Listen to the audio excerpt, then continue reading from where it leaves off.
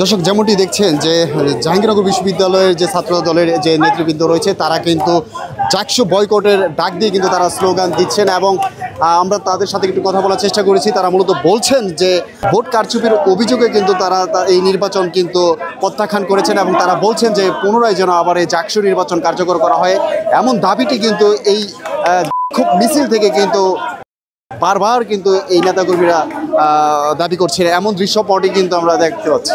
জাহাঙ্গীরনগর বিশ্ববিদ্যালয়ের মতো একটা বিশ্ববিদ্যালয়ে ৩৩ বছর পর বহুল আকাঙ্ক্ষিত যে ডাকসু নির্বাচন অনুষ্ঠিত হয়েছে, এখানে অনেক অনিয়ম, কারচুপি এবং অনেক ধরনের অনিয়ম আসলে সামনে এসেছে। আমাদের দাবি এখানে সুস্পষ্ট। আমরা জাহাঙ্গীরনগর বিশ্ববিদ্যালয় শাখা ছাত্র দল এই ধরনের ডাকসু, এই ধরনের পাতানো ডাকসু, যেখানে দুর্নীতিপরায়ণ একটি প্রশাসন দুর্নীতির আশ্রয় নিয়ে এই একটি বিশেষ মহলকে, একটি বিশেষ গুপ্ত সংগঠনকে বারবার জয়লাভ করানোর চেষ্টা করেছে, সেই ধরনের ডাকসু আমরা প্রত্যাখ্যান করেছি। তাদের মূল দাবি তো হচ্ছে আজকের এই দাবি আমরা এই ডাকসু প্রত্যাখ্যান করেছি এবং আমরা সকলের অংশগ্রহণ, সকল অংশগ্রহণের মাধ্যমে আমরা একটি সকলের গ্রহণযোগ্য একটি ডাকসু আমরা চাবো।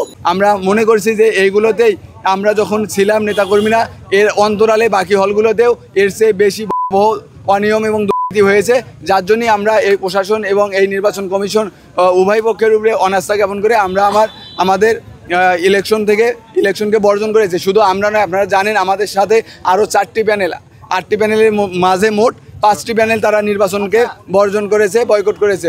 স্বতঃস্ফূর্ত ছিল তাদের নির্বাচনে অংশগ্রহণ। একজন দলের নেতা কি চিন্তা করে বয়কটটা আসলে করছেন সেটা আসলে আমি বলতে পারছি না, কিন্তু আমি আশা করব যে এটা একটা সমাধানে আসুক। আমরা কোনোদিনও চাইনি যে বর্জনের মতো কোনো পরিস্থিতি আমরা শিকার হই।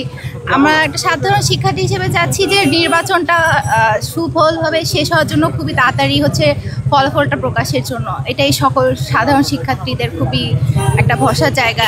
এতদিন পর ডাকসু হতে যাচ্ছে মানে জাহাঙ্গীরনগর বিশ্ববিদ্যালয়, এটাই। তো জাহাঙ্গীরনগরের ক্ষেত্রে আমি সাধারণ শিক্ষার্থী হিসেবে বলতে পারি যে নির্বাচন আমাদের দৃষ্টিকোণ থেকে মোটামুটি সুষ্ঠুই হয়েছে। তো বিভিন্ন প্যানেলগুলো কেন নির্বাচন বয়কট করছে সেটা আমি বলতে পারছি না, হয়তো কোনো কারণ থাকতে পারে, এটা সঠিকভাবে আমাদের জানা নেই। তবে আমার মনে হয় যে নির্বাচন সঠিকই হয়েছে এবং আমরা একটি সঠিক আর কি ফলাফলের জন্য অপেক্ষা করছি।